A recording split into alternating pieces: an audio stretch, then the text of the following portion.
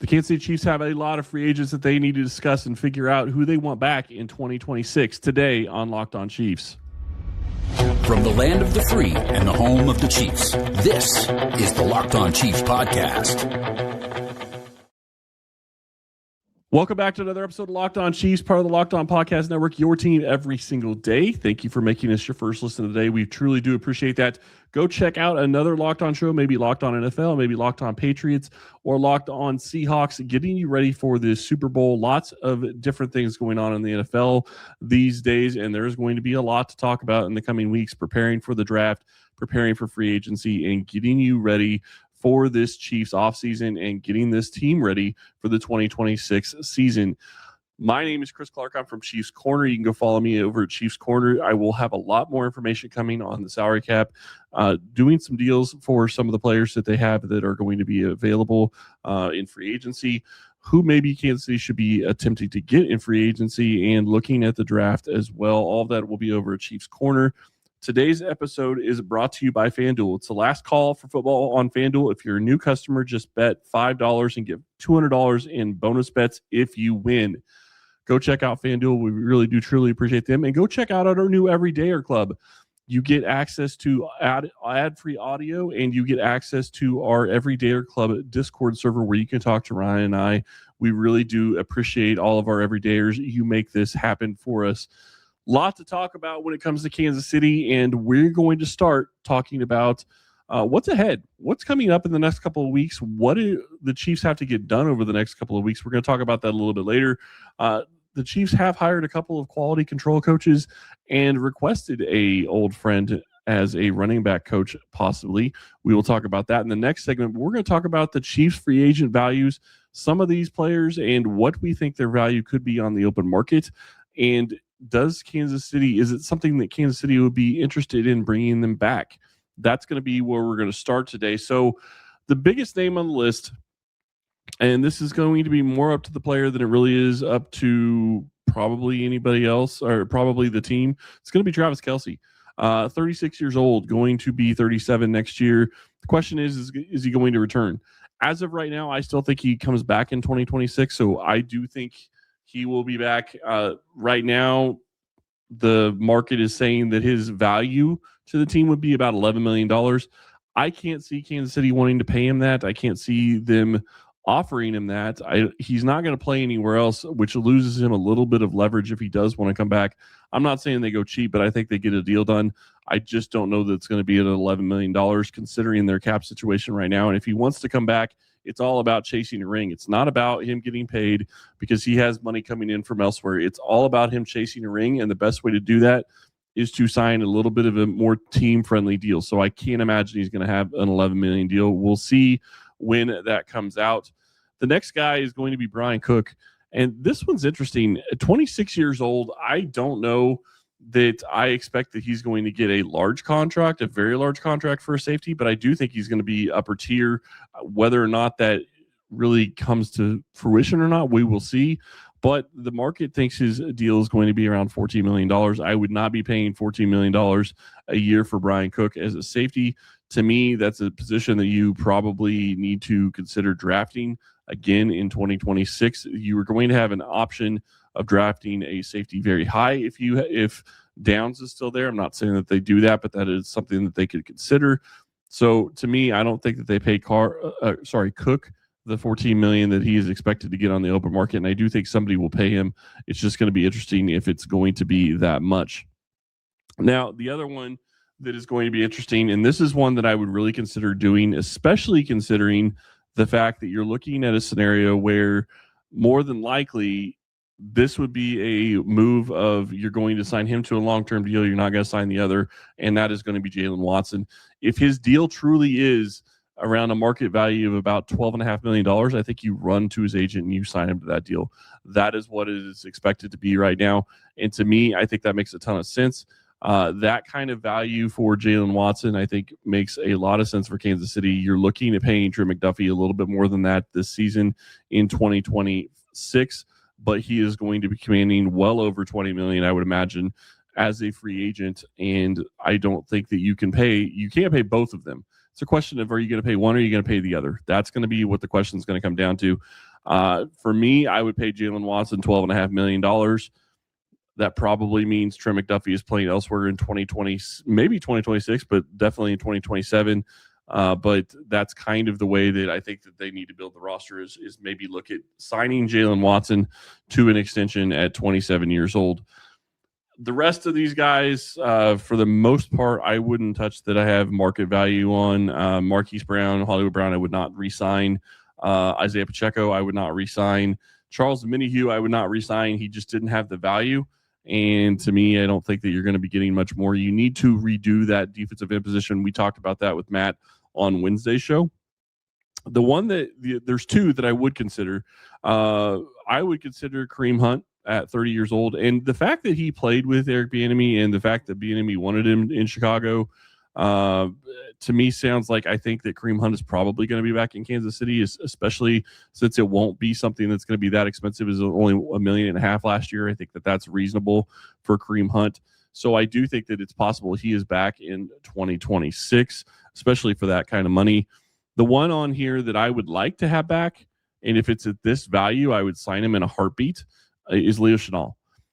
25 years old. I know he doesn't technically fit the exact what you want in this defense. He is not a 4-3 linebacker. He should be playing more in a 3-4, but he has shown that he has the ability to help you, and he has played more every single season, and I think he's played better every single season that he's been in Kansas City. So to me, Leo Chenal is a guy that I would try to bring back. Right now, they're saying his market value should be around $4.5 million. If that's the case, I'm easily making that deal for Leo Chenal. And you're probably going to be saying goodbye to Drew Tranquil, which I think you were probably going to be saying goodbye to him at this point anyway. So you're going to have to get younger at the position, at the linebacker position. To me, Leo gives you the ability to play multiple positions at linebacker. He can step in and play for Bolton if he absolutely needs to, although they haven't gone that direction when Bolton's been injured. But he can also play where he has, and he can also give you situational pass rush. So to me, this is a win scenario. If they can get him for $4.5 million, even up to $5 million a year, I would consider that a done deal, and I would get Leo Chenal. We kind of talked about this on the rest of these. Nico Remigio, Matt Araiza, and Eric Scott and Cole Christensen are all exclusive rights free agents, which are interesting. I would consider bringing them all back. Christensen is 28 years old as an exclusive rights free agent. I wouldn't mind him being back, although I think that if he does come back, it's going to be on the practice squad. He'll be on the 90-man roster, but more than likely be a practice squad guy. Araiza, I would love to have back as well at about $1 million. And Remigio, I wouldn't mind, considering they don't have a great returner otherwise. That kind of frees up the position. And if you are able to draft somebody, even if you sign him to a small deal, it's not going to be fully guaranteed. So I think you should be good there. I would consider bringing Remigio back. Those are the guys that I would consider bringing back. That's kind of the value that I think that they bring to this roster. There's going to be a lot of different things that we're going to need to talk about, and getting into, we've already kind of talked about the cap cuts that need to happen to be able to make some of this stuff happen. But that is going to be the story for the next couple of weeks is, do the Chiefs re-sign any of their guys? Can they bring any of their guys back? The one name that I did not mention on here that I would consider also is probably Juju Smith-Schuster. He made about $1.5 million last year. I would think that's a reasonable contract, mainly because you know what he can bring you. He can bring you value, and he can be a veteran on the field that will help at times, and you're not going to be able to rebuild the entire roster with as many positions as you have to rebuild. So to me, I would think that would be a move that would make a lot of sense. I also wouldn't mind Dameon Pierce for around $1 million, $1.5 million. I think that would make a lot of sense. Although if you bring him back, do you bring Kareem Hunt back? I know they're two different types of backs, but you're going to be probably drafting one or two and maybe looking at free agency for one. So big questions there. When we get back, we're going to get into the quality control coaches that the Chiefs hired, but they also asked about interviewing an old friend for the running back coach position. That's coming up next. Tax season doesn't have to take over your life. This year, TurboTax is making it easier than ever to just hand things off and move on with your day. With TurboTax full service, you can have your taxes done for you by a trusted local expert, start to finish, without the stress or guesswork. Instead of spending hours trying to figure out your forms, find all of my expenses, on the pod and everything that goes into producing all of these shows. You can meet with a local tax expert and a person, connect online, and you're in business. For a limited time, all you have to do is to get connected and have your taxes done by a local pro expert for just $150. All in. If a TurboTax expert didn't file for you last year, just file by February 28th. Take your taxes off your plate and get back to your life. Visit turbotax.com/local to book your appointment today. It's the last call for football on FanDuel. One final Sunday, one last kickoff, the final chance to get in on the action before the NFL season officially comes to a close. This is Super Bowl 60, and FanDuel is making sure you're right in the middle of it with a special offer just in time for the biggest game of the year. Whether you're backing the favorite, riding with the underdog, or building one last same-game parlay, this is the game everyone's been waiting for. This is where predictions turn into plays, stats turn into storylines, and every snap feels bigger. It's the perfect way to cap off the season and make the Super Bowl even more exciting from kickoff to the final whistle. If you're a new customer, bet just $5 and get $200 in bonus bets if you win. Cannot wait for the Super Bowl. Really looking forward to it. Make it count, because after the Super Bowl, the season is over. Last call for football on FanDuel, an official sportsbook partner of Super Bowl 60. Visit FanDuel.com to get started. Thank you for making Locked On Chiefs your first listen of the day, and thank you for making Locked On the #1 sports podcast network. If you haven't already, go check out our Everydayer Club. You get access to an ad-free audio feed for Locked On Chiefs compatible with Apple Podcasts, Spotify, and every other major podcast app. You get an invite to the members-only Locked On Everydayer Club Discord server, which includes a group chat just for listeners of the show. Like Ryan and I, we are there talking to you every day. Thank you all for listening. We do truly appreciate it. You can go to lockedonchiefs.supercast.com or tap the link in the show notes to learn more. The Chiefs have actually requested to interview Raiders running back coach Deland McCullough to bring back to Kansas City and be the running backs coach for this Chiefs team. Now, this is notable for several different reasons. He was a running backs coach for the Chiefs previously when Eric Bieniemy was here, so that he does have a tie to this Kansas City Chiefs team. It'd be interesting to see if the Raiders allow this, considering they haven't hired their head coach at this point. So I would expect that they're going to allow it, since at this point they don't know who their head coach is going to want. I don't think that they would block this interview, but maybe we do not know at this point whether or not they will block the interview. If he comes back, that's notable as well, because he has coached a couple of the bigger named draft eligible running backs, especially one that you may have heard of in Jeremiah Love at Notre Dame, because that's where he was a couple of years ago before he went to the Raiders. So you have to wonder, does this relate to Jeremiah Love at all, or is it just that the Chiefs know McCullough and they want him back in the building? I don't know that I would go as far as saying that it's going to be a scenario where if they get McCullough, Love is definitely going to be a Chief. Love stated that McCullough was one of the reasons why he visited Notre Dame to begin with, so it is something that he really liked him as a coach. So it is curious, and I wonder if that's going to be something that plays out over the next couple of months as the draft approaches. But we also found out that the Chiefs have made 2 quality control coach hires. They are hiring Villanova wide receivers coach Nate Pagan, and they are also hiring Coastal Carolina safeties coach CJ Cox as quality control coaches. Pagan's going to be obviously out on the offense, and Cox is going to be on the defense. Cox is noted as being a rising star in the college ranks, and something that it sounds like Andy Reid is going back to his college days a little bit, bringing in some coaches to get a little bit younger on the coaching staff. I do like that idea.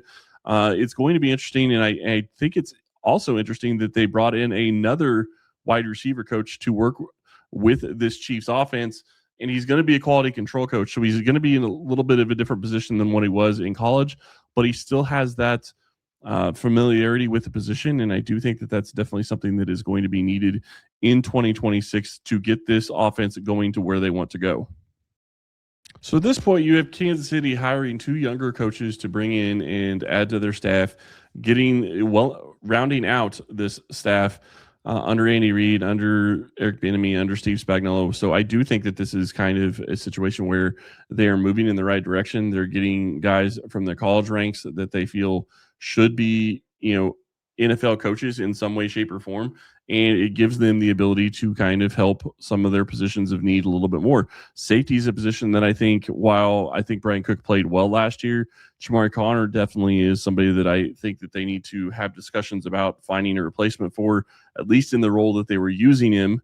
And then Jaden Hicks, I think, looked like he was going to be very promising, and he has regressed a little bit and just not having the usage. So you have to wonder if some of this is going to be helping in those scenarios. But Kansas City needed some younger coaches. They needed to improve their coaching staff, and I do think that those are both moves that will. I'm going to be interested to see if McCullough is a guy that is able to get hired by the Chiefs, because he did have success when he was in Kansas City the last time. I do think that this could be another great hire for this team. But the bigger question to me still remains: is there going to be any other coaches that we don't know about that are going to be on their way out that the Chiefs would need to be basically replacing?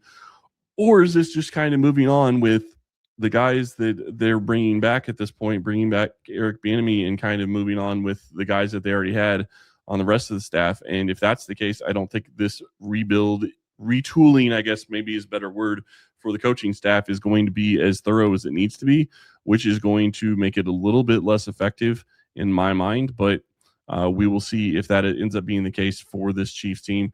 I do think that when you look at this and you look at going forward, Kansas City still needs to obviously fill the running back coach as a position that needs to be taken care of at this point. I would not be surprised if they bring in a couple of more assistant coaches in some way, shape, or form. And there is still a question whether or not Joe Cullen is going to end up being on the staff, not because they're going to let him go, but because he is interviewing for other positions or other offensive coordinator positions, from my understanding. So is he going to be back in Kansas City, or are they going to have to replace him? That would be something that I wouldn't like to do. I think he's done a decent job with the guys he has had. I just don't think the talent level has been what you want it to be. So we'll see if that ends up changing. But when we get back, we're going to talk about what's ahead. What do the Chiefs have coming up? What is coming up on the NFL schedule? And what more could be on slate for this team? That's coming up next. If you've ever hired somebody who looked good on paper but wasn't the right fit, you know how important that is. When you want candidates who truly match what you're looking for, trust Indeed sponsored jobs. Hiring Indeed is all you need. Stop struggling to get your job post seen on other sites. Indeed sponsored jobs put your post at the top of the page and helps you reach the right candidates faster. If I need to hire someone for this show, I go straight to Indeed to be very specific about what I need. Real experience, not just a resume buzzword. Instead of struggling to get your job post seen, Indeed sponsored jobs helps your listing stand out and reach quality candidates faster. According to Indeed data, sponsored jobs posted directly on Indeed are 90% more likely to report a higher than non-sponsored jobs. Spend more time interviewing candidates who check all your boxes with less stress, less time, and more results using Indeed sponsored jobs. Listeners to the show get a $75 sponsored job credit to help give your job the premium placement it deserves at Indeed.com/LockedOnNFL. Just go to Indeed.com/LockedOnNFL right now and support the show by saying you heard about Indeed on this podcast. Terms and conditions apply. So what do the Chiefs have coming up over the next couple of weeks and months as they prepare for the NFL draft and free agency? There is going to be a lot. There's stuff going on right now. The Chiefs are some of the Chiefs coaches are actually at the Senior Bowl helping the different teams run through drills. The Senior Bowl is on Saturday, so that is going to be something to watch. A lot of different information that will be coming out. I'm sorry, it looks like it'll be on Sunday. I apologize on that. The Pro Bowl is going to be this weekend. Or the Pro Bowl, it looks like, will be on February 3rd. So it's going to be in a couple more days. And it's going to be flag football. So the Pro Bowl games will be then. It's going to be interesting to see how that turns out. Travis Kelce is not going to participate. He was replaced, so he can do whatever he has on his plate in the schedule. Super Bowl is obviously February 8th. And then the bigger keys coming down the pipe for the Chiefs, February 17th through March 3rd. Teams can place franchise tags on players on their roster. At this point, I don't think that the Chiefs will be placing a franchise tag on anybody on their roster because that is going to cost a lot of money, regardless of what position it's going to be. So I don't think they'll have anybody this year. I would imagine at some point before then, we will find out what the actual salary cap is going to be. We have an idea of what it should be, but not quite what it actually will be. It's expected to be around $295 million. How close to that is going to be a big question, and that will determine what the Chiefs need to get done to be able to be active in free agency, sign their draft, and be ready to go for the 2026 season. And then a couple more big dates before the NFL draft and free agency over the next month. You have the scouting combine starting February 23rd through March 2nd. That is going to be a huge date. You get a lot more information about some of the players that are available in this draft.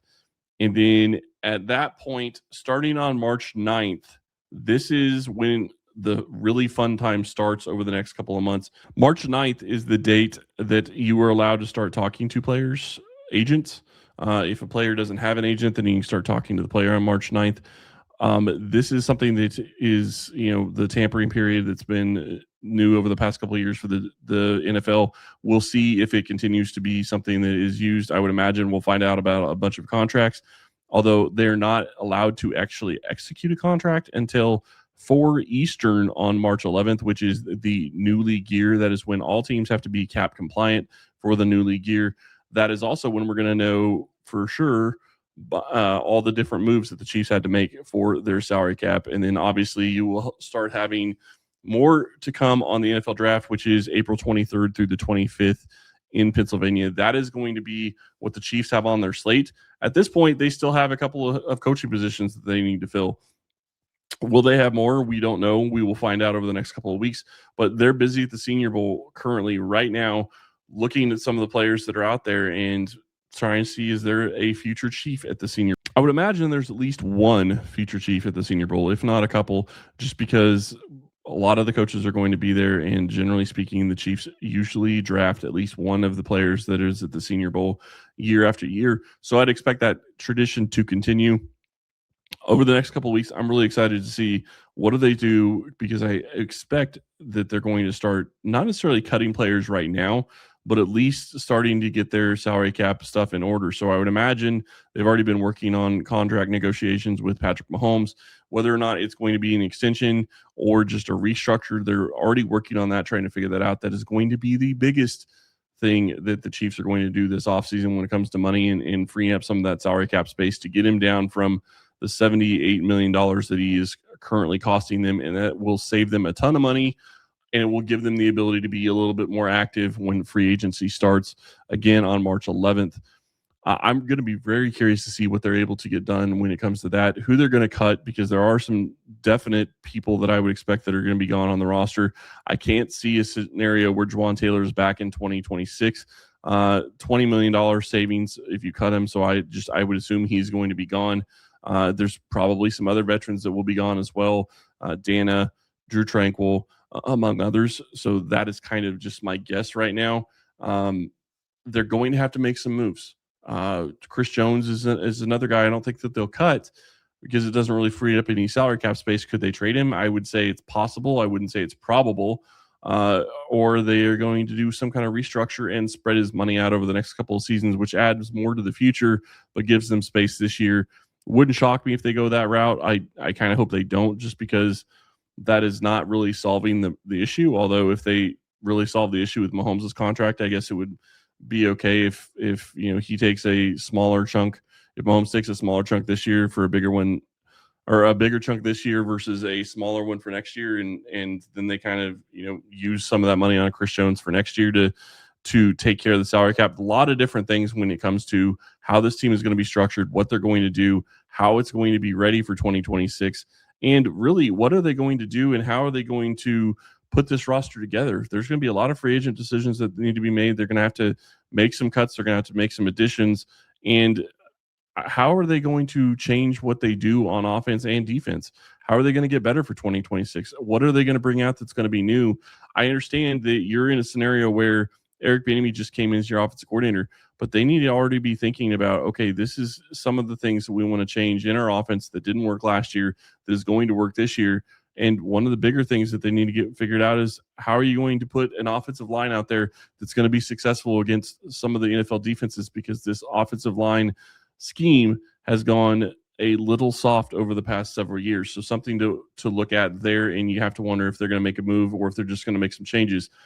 Lots to discuss, lots to get ready for this offseason in 2026.